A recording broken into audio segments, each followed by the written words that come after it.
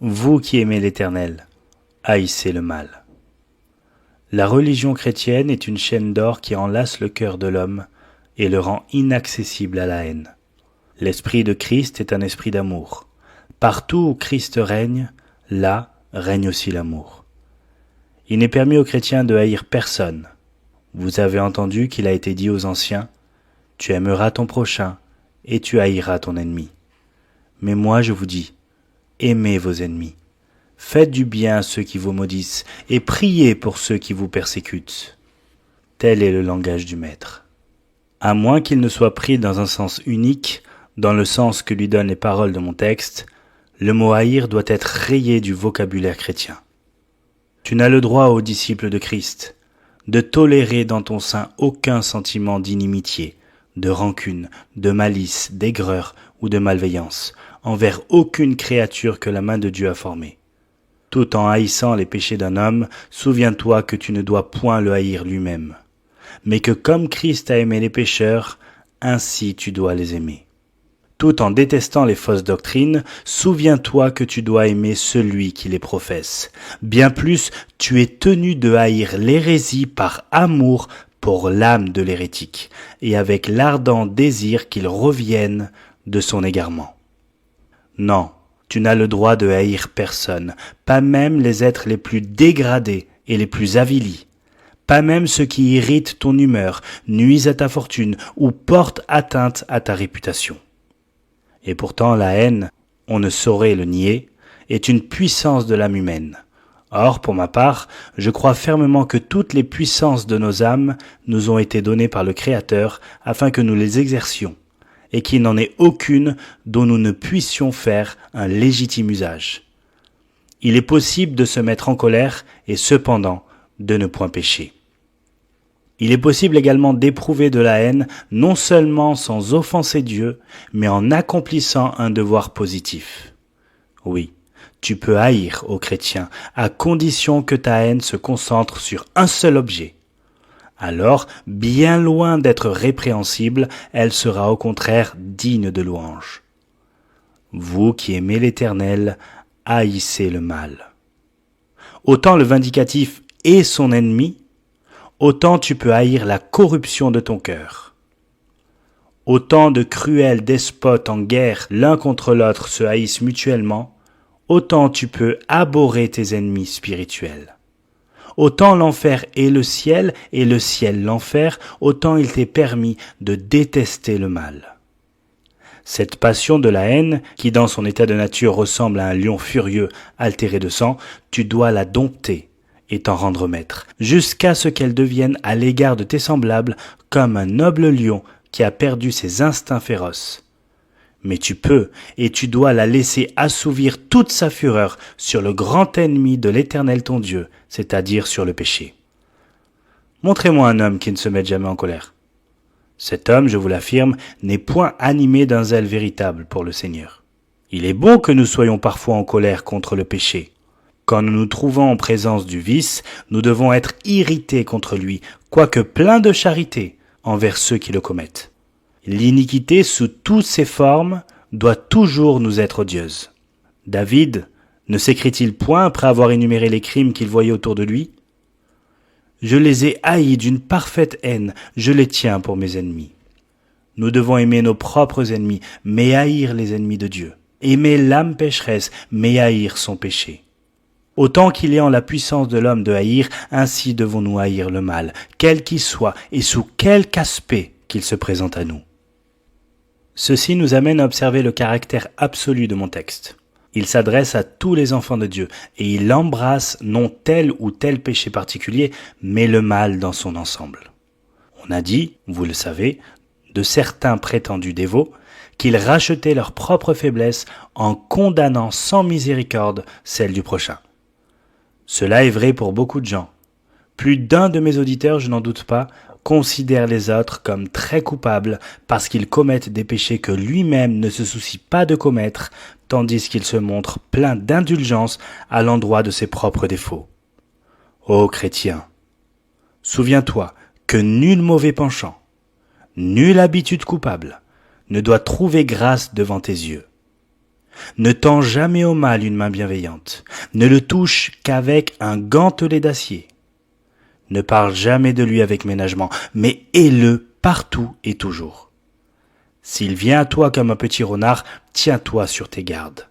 Autrement, il gâtera tes raisins. S'il fond sur toi comme un lion rugissant, cherchant à te dévorer, ou s'il avance traîtreusement comme l'ours, feignant de vouloir t'embrasser, frappe-le, car son attouchement est la mort, et son étreinte la destruction. Tu dois combattre indistinctement tout péché de langue, de main ou de cœur. Qu'il soit doré par l'intérêt et le gain, ou voilé sous un semblant de moralité, qu'il soit adulé par les grands ou encensé par la foule, le mal doit toujours être de ta part l'objet d'une haine implacable, d'une haine de tous les instants et de tous les lieux. Oui, guerre à outrance, guerre à mort contre le péché. À toutes tes légions, ô enfer, à tous tes rejetons, ô Satan, nous devons jurer une inimitié éternelle. Pas une seule convoitise ne doit être épargnée, mais contre le mal tout entier, nous devons poursuivre une guerre sans relâche, une guerre d'extermination. Vous qui aimez l'Éternel, haïssez le mal. En essayant de traiter ce sujet, mes chers auditeurs, je me propose de diviser mes exhortations en deux parties. Premièrement, je vous dirai, haïssez le mal en vous-même.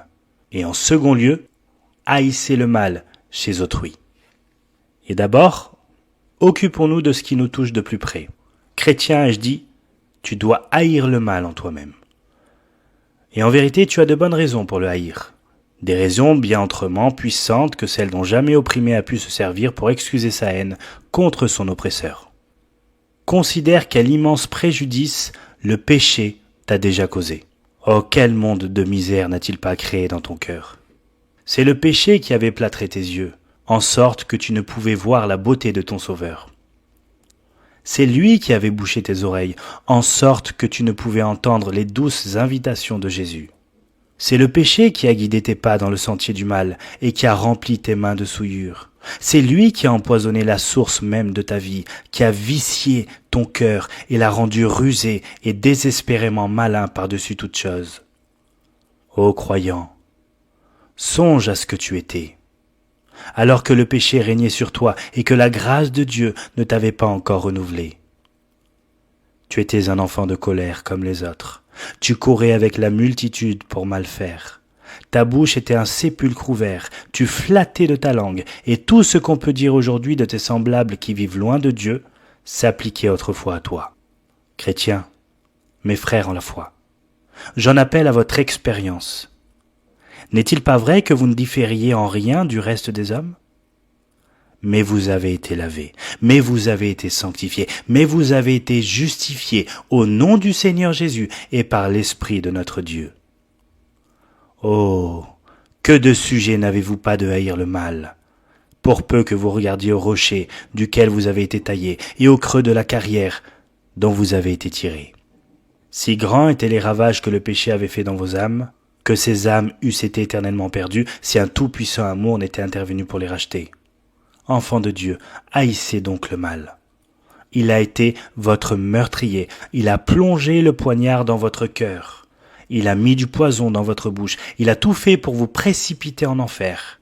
Il vous a causé un tel dommage qu'une ruine éternelle en eût été l'inévitable conséquence sans la grâce du Seigneur Jésus. Voilà une première raison qui doit vous porter à haïr le mal. Vous devez encore le haïr, ô disciples de Christ, vu le rang élevé que vous occupez dans le monde. Dans les veines d'un chrétien coule le sang royal de l'univers. Que les fils de mendiants errants, çà et là, déguenillés, et les cheveux en désordre à la bonne heure, mais convient-il à des princes du sang de courir les rues comme de jeunes vagabonds? Ne serait-ce pas, je le demande, un spectacle de la plus haute inconvenance que de voir les enfants d'un monarque vêtus de haillons et se vautrant dans la boue?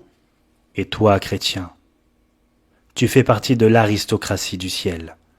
Tu es un prince de sang royal, ami des anges, que dis-je? Ami de Dieu lui-même. Par respect pour ta haute position, et donc le mal en horreur. Souviens-toi que noblesse oblige.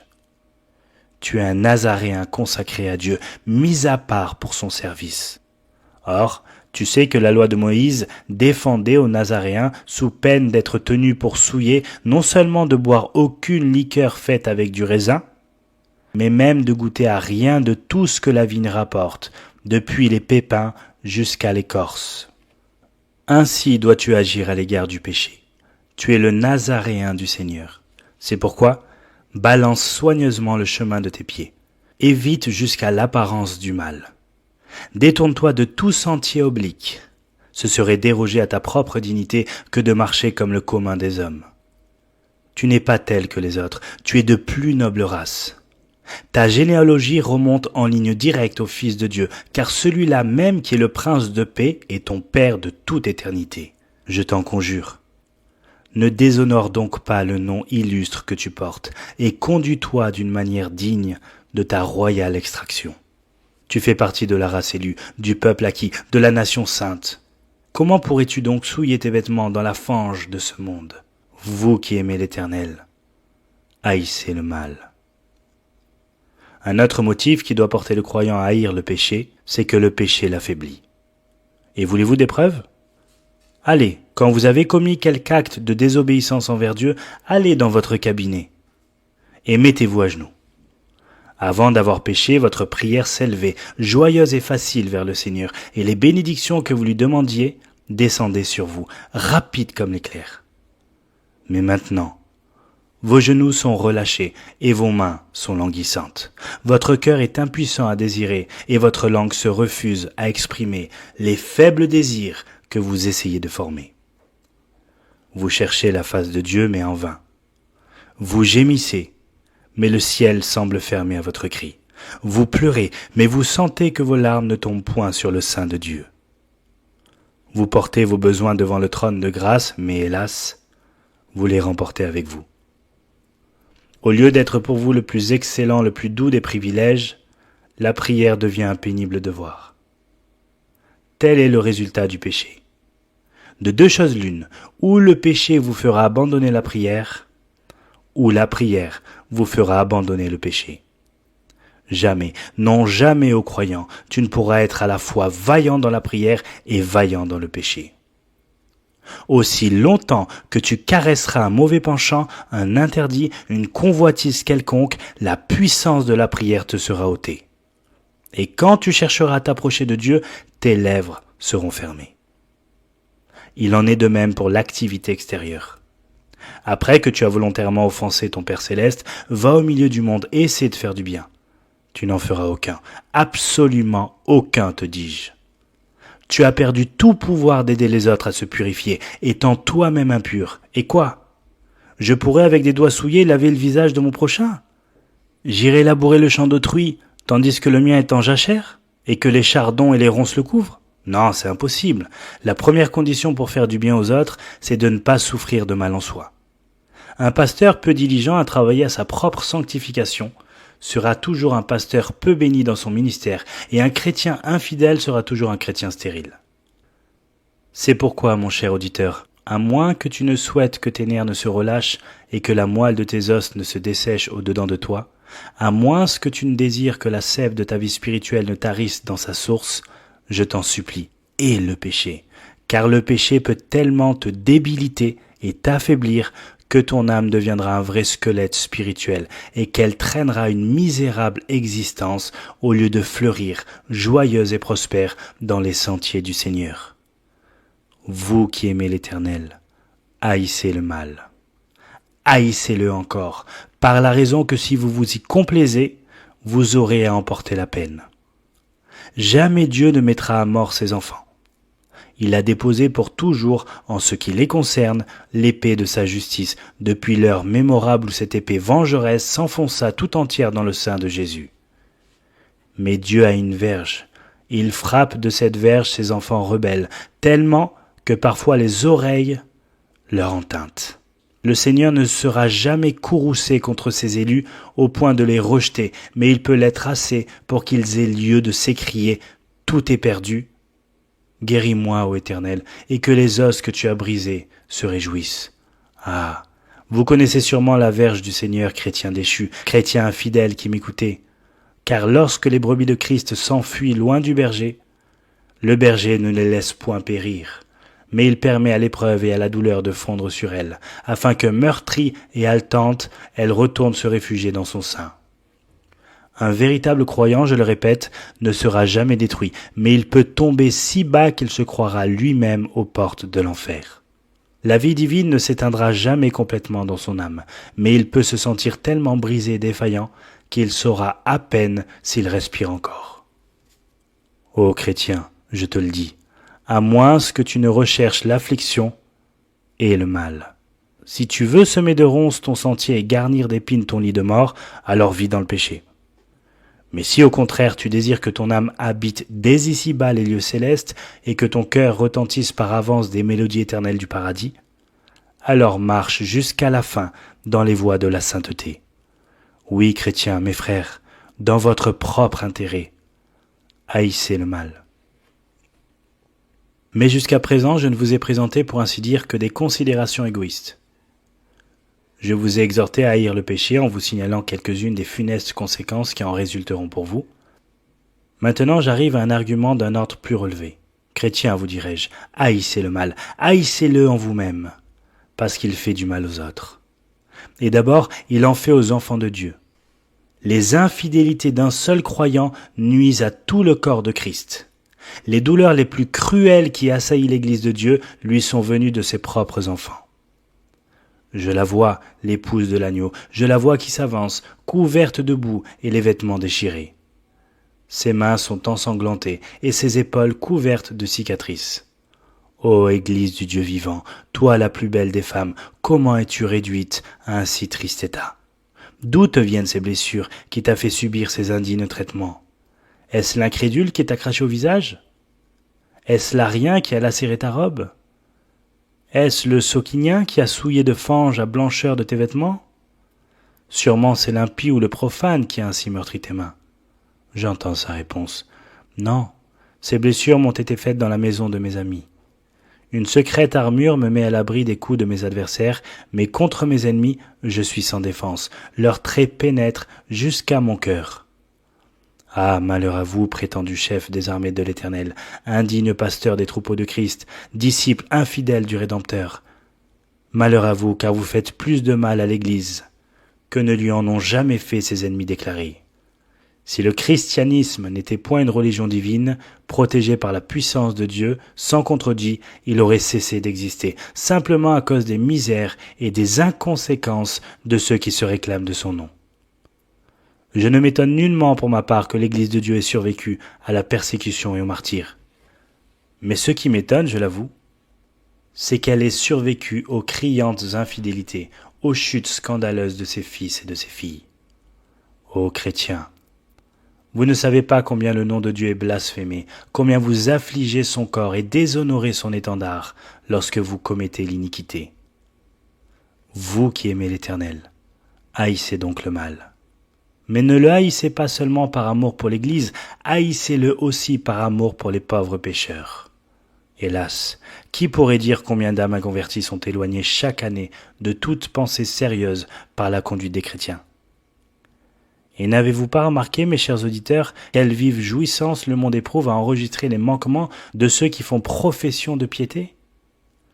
Pas plus tard qu'hier, je lisais sur un journal quelques lignes relatives à un misérable, traduit devant les tribunaux pour cause d'adultère, et le rédacteur de l'article remarquait plaisamment que cet homme avait un air de haute sainteté. Voilà bien, pensais-je, un de ces coups détournés que la presse incrédule aime tant à nous lancer. Je ne sais pas trop, soit dit en passant, si en matière de sainteté, l'opinion des journalistes mérite une grande confiance. En tout cas, j'imagine que ces messieurs auraient longtemps à chercher dans leur rang avant de pouvoir nous montrer un saint. Quoi qu'il en soit, au dire de l'un d'entre eux, le vil criminel dont je viens de parler avait un air de haute sainteté. Et il va sans dire que ces paroles étaient un trait dirigé contre tous les chrétiens, puisqu'elles semblaient donner à entendre que cet homme était un des leurs. Mais tout en protestant contre de semblables attaques, nous devons reconnaître, mes chers amis, que le monde a bien des sujets de mal parler de nous. Que de chrétiens de profession ne voit-on pas en effet tous les jours déshonorer le christianisme de la manière la plus grave? Il s'accomplit des choses au nom de Jésus-Christ qu'il serait honteux de faire, je ne crains pas de le dire, au nom de Belzébul. Il y a des actes si abominables commis par des gens qui se disent membres de l'Église de Dieu qu'en vérité je me demande si les démons eux-mêmes n'en rougiraient point. Oui, les gens du dehors ont eu de graves motifs pour attaquer l'Église. Enfants de Dieu, soyez donc sur vos gardes. Le monde a un œil de lynx. Quoi que vous fassiez, il apercevra vos chutes. Bien plus, il les grossira. Et s'il ne peut vous surprendre en faute, il aura recours à la calomnie.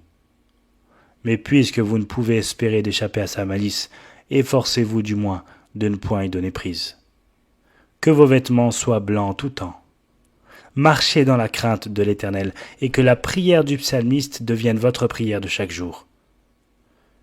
Soutiens-moi, et je serai en sûreté. Enfin, j'ai à vous présenter un dernier argument, qui ne peut manquer, ce me semble, de toucher vos cœurs et de vous inspirer une haine profonde à l'égard du péché. Vous avez un ami, le meilleur ami que vous avez jamais eu. Je le connais, je l'ai aimé, il m'a aimé. Un jour que j'errais seul et pensif dans la campagne, je me trouvai tout à coup dans un endroit qui restera pour toujours gravé dans mon souvenir, car là je vis cet ami, mon meilleur, mon unique ami, étendu mort à mes pieds. Le cœur plein d'un douloureux effroi, je me baissai et le regardai. Il avait été lâchement assassiné. Je vis que ses mains et ses pieds avaient été percés de clous. Sur son visage, glacé par la mort, était empreinte une angoisse si terrible que je pouvais à peine en supporter la vue. Son corps était amaigri par le jeûne, son dos était sillonné de plaies sanglantes. Une ligne de blessure saignait son front. Évidemment, de cruelles épines l'avaient meurtri. Je frémis d'indignation, car je savais tout ce que valait cet ami. Jamais il ne s'était trouvé aucun mal en lui. Il était pur parmi les purs, saint parmi les saints.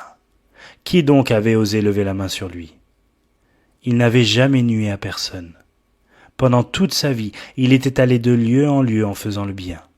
Il avait guéri les malades, rassasié les affamés, ressuscité les morts. Pour laquelle de ses œuvres lui avait-on ôté la vie? Son existence tout entière n'avait été qu'amour. Et tout en considérant ce pâle et morne visage, si plein à la fois de poignantes douleurs et d'ineffable amour, je me demandais avec étonnement quels pouvaient être les misérables assez vils pour avoir osé le frapper. « Où demeurent ces traîtres ?» m'écriai-je.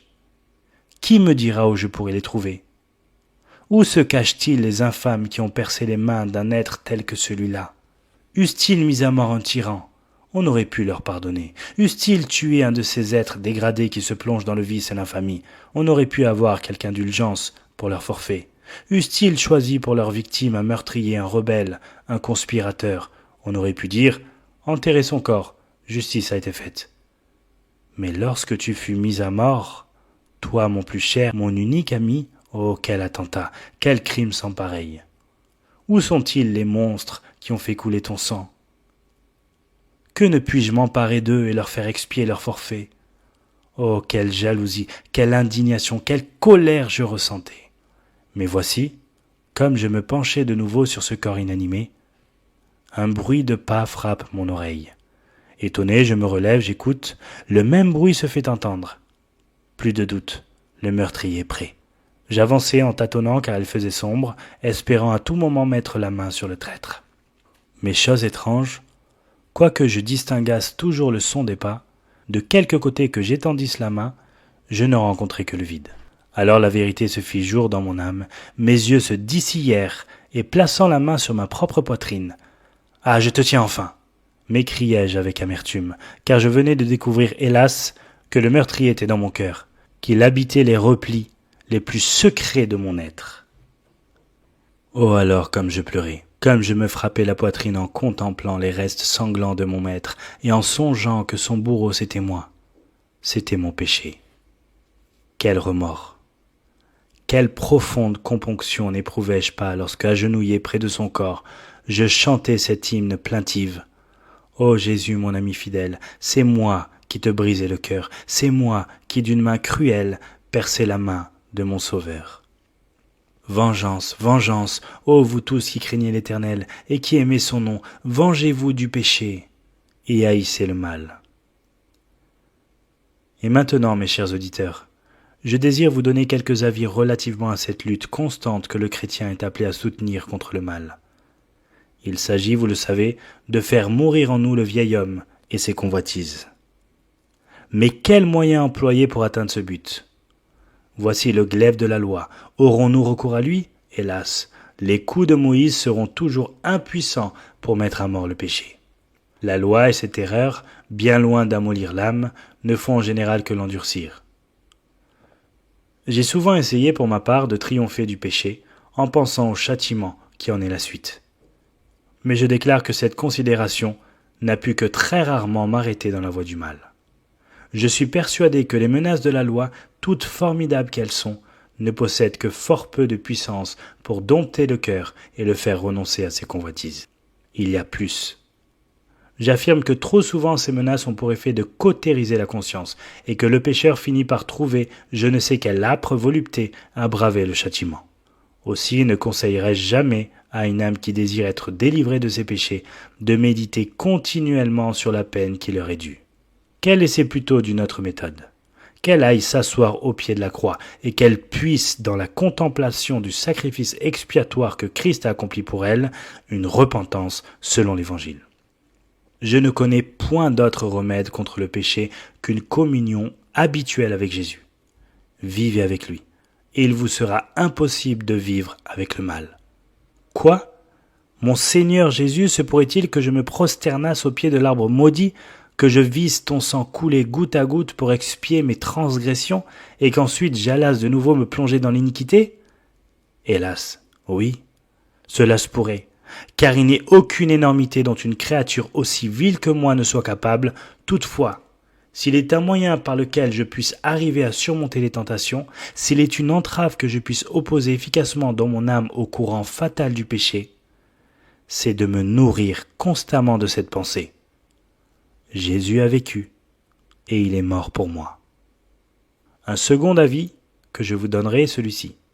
Si vous voulez combattre victorieusement le péché, ne craignez point que le grand jour règne dans votre cœur. Quand la ménagère nettoie sa maison, si les rideaux sont baissés, elle croit que tout est propre autour d'elle. Mais si elle entr'ouvre la fenêtre et qu'un rayon de soleil se glisse dans la chambre, aussitôt elle voit 10 000 grains de poussière tourbillonner çà et là. Ah, pense alors la maîtresse du logis, ma chambre n'est point aussi propre que je l'imaginais. Voici de la poussière que je n'avais pas vue. Et elle se remet au travail avec une nouvelle ardeur. Faites de même, mes bien-aimés. Ne vous contentez pas d'être éclairés par le misérable lumignon de votre propre jugement, mais ouvrez votre cœur au brillant soleil du Saint-Esprit, afin qu'à sa vive lumière, vous puissiez découvrir tous vos péchés. Souvenez-vous qu'un péché connu est un péché à moitié vaincu. Recherchez donc le grand jour, et faites en sorte qu'aucune des tâches de votre âme ne reste dans l'ombre. Observons en outre que celui qui désire être débarrassé du mal ne doit pas se borner à le contenir dans certaines limites, mais qu'il doit aspirer à ce que le Saint-Esprit l'extirpe entièrement de son cœur. Vous savez que les simples moralistes s'efforcent de réprimer leur passion, absolument comme on interrompt le cours d'une rivière à l'aide de digues et de chaussées. L'eau est refoulée pendant quelque temps. Il est vrai, mais elle grossit toujours jusqu'à ce qu'enfin elle déborde avec furie. Je le répète, ne vous bornez pas à comprimer votre corruption naturelle, car quoique vaincue en apparence, elle pourrait tout à coup éclater avec une nouvelle force. Mais plutôt demandez à Dieu de la tarir dans sa source. Quoique, hélas, de ce côté-ci de la tombe, le lit de ce torrent dévastateur qui a nom le péché restera toujours creusé dans votre âme. Cependant, le torrent lui-même peut être desséché, comme les eaux de l'Euphrate, devant la face de l'Éternel notre Dieu. Un autre conseil lorsque vous avez commis une faute quelconque, confessez-la à Dieu tout d'abord, puis que cette faute vous porte à vous examiner vous-même et à rechercher tous vos autres manquements. Jamais David n'écrivit une confession aussi humble et aussi complète de ses transgressions qu'après sa lourde et mémorable chute. Ce fut pour lui une occasion de sonder son cœur, et ayant reconnu à quel point ce cœur était vil, corrompu, misérable, il exhala ses sentiments d'humiliation en faisant un aveu général de ses iniquités. Quand tu découvres un péché en toi, mon cher auditeur, sois sûr que d'autres ne sont pas loin. Car Satan n'envoie jamais ses émissaires que par bande. Quand donc tu t'approcheras de Dieu pour lui confesser un péché spécial, n'oublie point de dérouler en même temps devant lui toutes les misères de ton âme, et tandis que tu regardes principalement à celui-ci, aie soin d'avoir aussi l'œil ouvert sur celle-là. Ne te contente pas de terrasser une convoitise ou une tentation, mais efforce-toi de blesser mortellement tous tes péchés et de les mettre en déroute. C'est ici le lieu d'observer qu'il est certains péchés par lesquels le chrétien se laissera sûrement séduire, à moins qu'il n'ait le soin de les dépouiller de leur déguisement. Quelquefois, le mal se présentera à vous, enveloppé dans une belle robe, comme le lingot d'or dérobé par Akan. Déployez cette riche enveloppe, et vous verrez l'interdit qui était caché. D'autres fois, comme dans le cas du roi Saül, il se déguisera habilement en respect pour le Seigneur et en zèle pour son service. Mais arrachez-lui son masque, et vous reconnaîtrez qu'aux yeux de Dieu, la résistance est autant que les idoles, et la rébellion autant que le sortilège. Le péché fait comme Jézabel. Il oint sa tête et farde son visage afin de trouver grâce auprès de nous. Que dis-je? Il se déguise parfois en ange de lumière. Chrétien, ne te laisse point prendre à ses artifices. Démasque-le, vois sa laideur, contemple sa difformité, méprise le salaire que peut-être il fait briller à tes yeux, dépouille-le de ses appâts trompeurs, et lorsqu'il t'apparaîtra dans toute sa hideuse nudité, tu auras moins de peine à te défendre contre lui. Un mot encore à mes frères en la foi.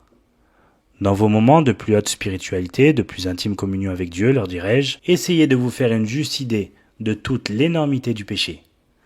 Ce n'est point lorsque vous êtes dans un état de relâchement et d'infidélité que vous pouvez juger sainement le mal.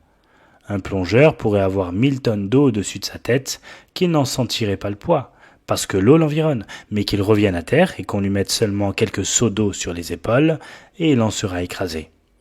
De même, si vous êtes pour ainsi dire plongé dans le péché, vous ne sauriez en sentir le poids, mais quand vous serez sorti de cet élément impur, que le sang de l'aspersion aura purifié votre âme, et que l'esprit de sainteté vous aura relevé de votre chute, alors efforcez-vous de réaliser le poids énorme de votre culpabilité. Cela vous aidera à haïr et à surmonter le mal. À l'égard de péchés d'une certaine nature, le meilleur conseil que je puisse vous donner est celui-ci. Si vous voulez les vaincre, fuyez-les. Les convoitises de la chair, entre autres, ne doivent jamais être combattues, si ce n'est à la manière de Joseph. Or, vous savez ce que fit Joseph. Il s'enfuit. Un célèbre philosophe met dans la bouche de Mentor ces mots bien connus. « Fuis, fuis, Télémaque, tu n'as d'autre salut que dans la fuite. » À mon tour, je te dirai, mon cher auditeur, fuis, fuis, car dans le cas particulier qui nous occupe, la fuite est le premier des devoirs. Les vrais soldats de la croix lutteront corps à corps avec tout autre péché, mais en présence de celui-ci, ils tournent le dos et s'enfuient, en sorte qu'ils sont plus que vainqueurs. Fuyez la fornication, a dit la sagesse divine. Si donc une tentation de ce genre t'assaille, ferme tes yeux, bouge tes oreilles et t'enfuis au plus vite, car tu ne seras en sûreté que lorsque tu seras loin. Enfin, vous qui aimez l'Éternel, si vous désirez être victorieux du mal, recherchez sans cesse une nouvelle onction du Saint-Esprit. Qu'un seul jour ne se passe pas sans que vous alliez puiser à la source des eaux vives la nouvelle mesure de grâce dont vous aurez besoin pour accomplir les devoirs de la vie active. Nous ne sommes jamais en sûreté qu'entre les mains du Seigneur. Il n'est pas un seul chrétien, si avancé qu'il soit dans la piété, ou si renommé qu'il puisse être par sa vigilance et son esprit de prière, non, je l'affirme, il n'est pas un seul chrétien dans le monde qui puisse subsister un seul jour sans faire de lourdes chutes, à moins que l'Esprit de Dieu ne soit son protecteur. Un ancien écrivain a dit excellemment « Ferme ton cœur tous les matins par la prière, et remets-en la clé à ton Père céleste, en sorte que rien n'y puisse entrer. Puis, le soir venu, ouvre-le, et il s'en exhalera un doux parfum d'amour, de joie et de sainteté. Croyant, retiens bien ceci. Ce n'est que par l'Esprit de Dieu que tu peux triompher du péché. Une dernière remarque. Évitez les prédicateurs qui s'efforceraient en quelque manière d'excuser ou de pallier le mal. Évitez soigneusement aussi toute conversation et toute lecture qui tendrait à vous présenter les péchés des enfants de Dieu comme étant de peu d'importance. Je connais de soi-disant chrétiens qui parlent de leur chute, de leurs infidélités, de leurs transgressions, comme s'ils en étaient fiers, et qui semblent en vérité les considérer comme leurs expériences les plus bénies.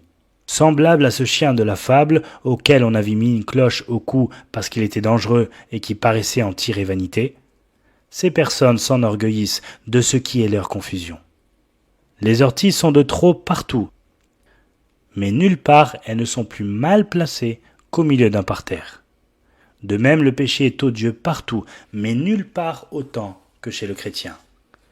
Si en rentrant aujourd'hui dans vos demeures, vous voyez un enfant qui s'amusait à casser les vitres à coups de pierre, assurément, vous lui adresseriez des remontrances. Mais si le jeune coupable était votre propre fils, n'est-il pas vrai que vous le châtieriez sévèrement, justement parce qu'il est votre fils ? Ainsi agit le Seigneur à l'égard de son peuple. Quand les mondains font le mal, il les reprend. Mais quand ses enfants pêchent, il les frappe. Il ne fermera jamais les yeux sur les fautes de sa propre famille. Il ne les laissera point punis. Ô vous qui craignez l'Éternel, gardez-vous de tolérer le péché en vous-même, car Dieu, lui, ne le tolérera point. Haïssez le mal, car il le hait d'une parfaite haine. J'arrive à la seconde partie de mon sujet. Si le chrétien doit haïr le péché en lui-même, il doit aussi, avons-nous dit, le haïr chez les autres. Notez bien que je ne vous dis pas de haïr les autres, mais de haïr leur péché, ce qui est tout différent. Comme je me suis longuement étendu sur le premier point, je dois me borner à vous présenter sur celui-ci 2 ou 3 réflexions pratiques. Et d'abord, si vous haïssez le mal chez autrui, vous ne devez jamais le traiter légèrement, encore moins avoir l'air de l'approuver. Souvent, un chrétien fait plus de mal qu'il ne pense par un simple sourire. Un jeune homme a peut-être raconté devant vous quelques incidents plus ou moins scandaleux de sa vie. Vous étiez en chemin de fer ou dans un lieu public, par conséquent, vous ne pouviez éviter de l'entendre. Il a été fort spirituel et vous avez souri à ses traits d'esprit. Ce jeune homme vous connaît, il sait que vous faites profession de piété. Aussi pense-t-il avoir obtenu un beau triomphe. N'a-t-il pas réussi à faire rire un chrétien en lui parlant du péché ? Ou bien vous avez entendu des incrédules tenir des propos malséants, libres, profanes. Dans le secret de votre cœur, vous en avez été révolté. Ces discours ont blessé vos oreilles, mais vous êtes resté tranquillement à votre place, et les personnes présentes se sont dit entre elles « Ah, voilà bien ces prétendus dévots. Avez-vous vu comme il écoutait ?» Il ne perdait pas un mot de la conversation. Évidemment, il y prenait plaisir, et sur le champ, on place ces entretiens déshonnêtes sous le sceau de votre approbation. Oh, mes frères bien-aimés, je vous en supplie, veillez sur vous-même à cet égard. Où que vous soyez, conduisez-vous de manière à faire comprendre à tous que non seulement vous n'aimez pas le péché, mais que vous l'avez en horreur. Que les mondains ne disent pas simplement à votre sujet « ils semblent ne pas avoir de goût » pour nos entretiens et nos plaisirs, mais qu'ils sachent positivement que vous les détestez, que vous les haïssez, que vous n'avez ni sourire ni indulgence pour le mal, mais seulement de l'indignation. Au siècle dernier, il était de bon ton de se livrer à certains vices qu'aujourd'hui nous regardons avec dégoût, et dans 100 ans, je l'espère, des actes dont on n'a pas honte aujourd'hui seront flétris par l'opinion publique comme étant souverainement odieux et méprisables. Mais en attendant, montrez que vous, du moins, enfants de Dieu, vous n'excusez aucun péché et que vous ne traitez légèrement aucune violation de la loi divine. Mais là ne se borne pas à votre devoir. Lorsque vous y serez appelés, et cela peut arriver très souvent, ne manquez pas de protester ouvertement contre le mal. Un silence coupable vous fait participer en quelque mesure aux mauvaises actions des pécheurs. Si un soir, en rentrant chez moi, je voyais un malfaiteur forcer votre maison, et qu'au lieu de donner l'alarme, je m'esquivasse tout doucement, laissant le voleur exécuter en paix ses coupables desseins, ne serais-je point en quelque sorte complice de son crime ? De même, si vous trouvant dans une société où il se tient de mauvais discours et où l'on blasphème le nom de Christ, vous ne dites pas un mot en faveur de votre maître, je vous le demande. Ne commettez-vous pas un péché des plus graves ? Et par votre silence, ne devenez-vous pas en réalité complice des blasphémateurs ? Croyants, qu'une telle lâcheté ne soit point la vôtre. Parlez hardiment pour votre Seigneur et Maître. Peut-être le monde vous traitera-t-il de puritain, mais qu'importe, je vous prie. C'est un grand et beau nom que celui-là. Honneur à ceux qui le méritent. Peut-être dira-t-on que votre piété est trop rigide, et qu'importe encore. Il est fort heureux en vérité qu'il y ait des chrétiens trop rigides, quand il y en a tant de trop relâcher. Il se peut aussi que les mondains ne vous reçoivent plus dans leur société, mais tout bien compté, au lieu d'être une perte, ne serait-ce pas un grand gain pour vous? Et quand même on vous calomnierait, mes bien-aimés, quand même on vous abreuverait d'injures et d'outrages, ne savez-vous pas que nous devons nous réjouir et tressaillir de joie lorsqu'on dira faussement contre nous toutes sortes de mal à cause du Fils de l'homme? Arrière donc toute lâche timidité. Quand nous devons parler, parlons hardiment et forçons le péché à rougir en notre présence.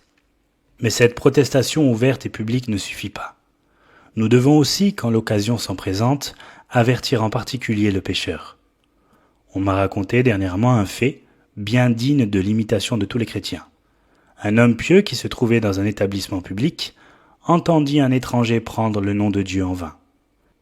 Aussitôt, il va l'accoster et lui demande poliment s'il pourrait lui dire quelques mots en particulier. « Certainement, répond l'étranger. Passons dans cette salle. » Dès qu'ils furent seuls, l'homme pieux dit à l'autre « J'ai remarqué avec peine, cher monsieur, que vous prenez le saint nom de Dieu en vain. Je suis assuré à l'avance que vous excuserez mes remarques sur ce sujet. Je n'ai pas voulu les faire en présence de témoins, mais je tiens à vous dire que c'est un grand péché de prononcer ainsi le nom du Seigneur à la légère et que certainement il ne peut vous en arriver que du mal. Ne pourriez-vous pas dorénavant renoncer à cette coupable habitude ?» L'avertissement fut reçu avec reconnaissance. L'étranger remercia son interlocuteur, parla de sa première éducation qui avait été fort défectueuse et exprima l'espoir que cette leçon lui serait utile. Ne pensez-vous pas, mes frères, que si nous agissions tous comme le digne chrétien dont je viens de parler, nous pourrions faire beaucoup de bien? Et ne croyez-vous pas qu'en négligeant le devoir de la répréhension individuelle, nous laissons échapper de précieuses occasions de témoigner notre haine contre le péché? Ah, si nous étions plus fidèles, Satan trouverait en nous de plus rudes adversaires, et partout où nous le découvririons, nous serions trop heureux de l'assaillir de nos traits. Mais avant tout, mes chers amis, n'oubliez pas, comme je vous l'ai déjà dit dans une autre partie de ce discours, que si vous haïssez le mal chez les autres, vous devez prendre garde de ne point le chérir en vous-même. Car à quoi bon, je le demande, signaler au prochain la paille qui est dans son œil, tandis qu'on a soi-même une poutre dans le sien? Vous connaissez le vieux proverbe « Médecin, guéris-toi toi-même ». Commencez tout d'abord par vous guérir de vos propres infirmités, après quoi vous pourrez chercher, tant qu'il vous plaira, à guérir les infirmités d'autrui. Reprenez votre prochain, rien de mieux, mais efforcez-vous auparavant de régler votre conduite d'après la loi de l'Évangile. Et maintenant, mes frères bien-aimés, vous tous qui aimez le Sauveur, laissez-moi vous exhorter en terminant à former contre le mal une sainte alliance et à travailler d'un commun accord au renversement de son empire. Pour cela, joignez-vous de cœur et de main à tout homme, sous quelque dénomination qu'il se range, qui hait et combat le péché. Encouragez toute société qui, d'une manière ou d'une autre, s'efforce de faire du bien. Que ce programme soit le vôtre. Ne rien élever que Christ, ne rien abaisser que le mal. Aidez tout chrétien répandu sur tout le globe, mais pour ma part, je crois en vérité que les 120 disciples réunis dans la chambre haute de Jérusalem le jour de la première Pentecôte valaient plus à eux seuls que la totalité des chrétiens de nos jours. Oui, je dis ceci très sérieusement. Je crois que dans ces 120 personnes, il y avait plus de sang divin et d'ardeur chrétienne qu'il n'y en a chez 120 millions de pauvres créatures lâches et dégénérées telles que nous. Ah, qui nous rendra les jours bénis de la primitive Église? Alors chaque chrétien était un missionnaire. Les femmes ne prêchaient pas, il est vrai, mais elles faisaient mieux. Elles vivaient l'Évangile. Les hommes, eux, l'annonçaient en temps et hors de temps. Ils ne se déchargeaient pas comme vous de ce soin sur leur conducteur spirituel et ne se bornaient pas à servir Dieu par procuration. Ils n'établissaient pas des diacres afin de leur laisser faire toute l'œuvre de Dieu pendant qu'eux-mêmes se croisaient les bras. Ils ne choisissaient point dans leur nombre, comme cela se pratique aujourd'hui, 1 ou 2 combattants qu'ils plaçaient au plus fort de la mêlée, laissant les autres se reposer pendant la lutte et puis se partager les dépouilles. Oh non, tous les soldats de Christ marchaient au combat. Chacun faisait son devoir, et grande était la victoire. À l'œuvre donc, chrétiens, mes frères bien-aimés, à l'œuvre en tout temps, à l'œuvre jusqu'au dernier. Ô Esprit du Dieu vivant, viens embraser les cœurs, en sorte que tous les soldats de la croix, pleins d'un saint zèle pour ton service, s'élancent à la victoire. Quand les enfants de Sion sentiront la responsabilité qui pèse sur chacun d'eux, alors viendra pour elles le jour du triomphe. Alors les murs de Jéricho s'écrouleront, et à tout soldat du Dieu vivant sera donnée la couronne des vainqueurs.